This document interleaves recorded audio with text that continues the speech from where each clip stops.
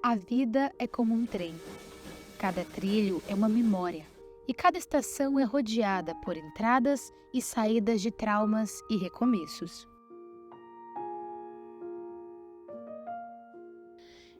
Eu tive alguns problemas pessoais, né? E esses problemas fizeram ter muita raiva de Deus. Porque eu questionava muito. Sempre o que eu pedi era proteção, né? Para os meus filhos, para mim, e Ele não deu essa proteção.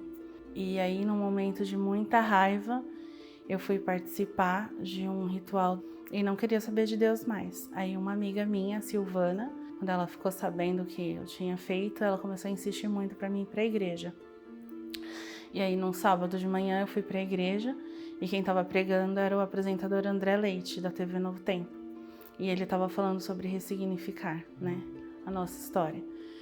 E aí eu mandei mensagem para ela, né, falando que eu aceitava Deus. E ela respondeu para mim falando que aquela pregação foi para mim.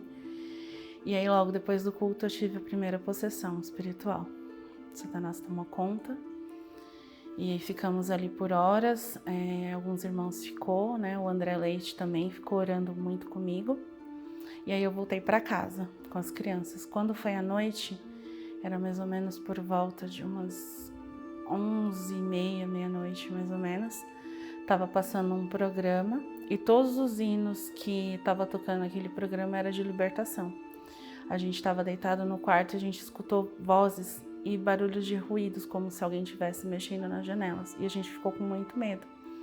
E aí o apresentador, Josiel, acho que é Josiel, ele começou a falar que o Espírito de Deus pairava sobre a nossa casa.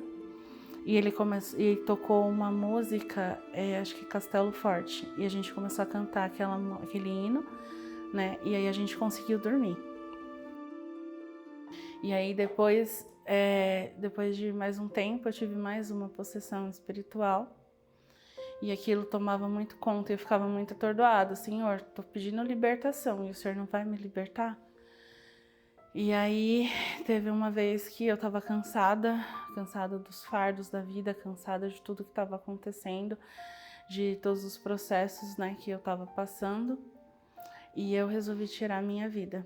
E aí eu mandei as crianças para casa da minha mãe. E aí quando eu tava voltando para casa, eu decidi me jogar em frente ao trilho do trem. Só que eu tinha comentado alguma coisa no YouTube dos Hinos Adoradores 5. E aí naquele momento eu recebi uma notificação, né? Falando que Deus estava comigo. E a Silvana tinha mandado mensagem para mim, falando para mim que me amava muito e que estava comigo para o que precisasse.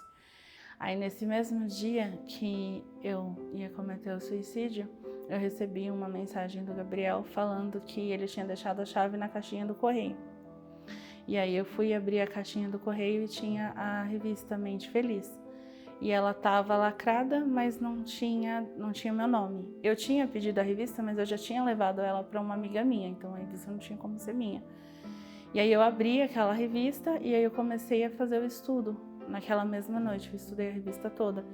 E aí depois tem um trecho da revista que fala pra gente procurar, né, ajuda psicológica, né, ajuda médica. E aí eu procurei junto com a Silvana, a psicóloga, que hoje ela tá me ajudando muito. E eu falo que a revista Mente Feliz foi ali o alicerce que eu precisava para reconstruir a minha vida.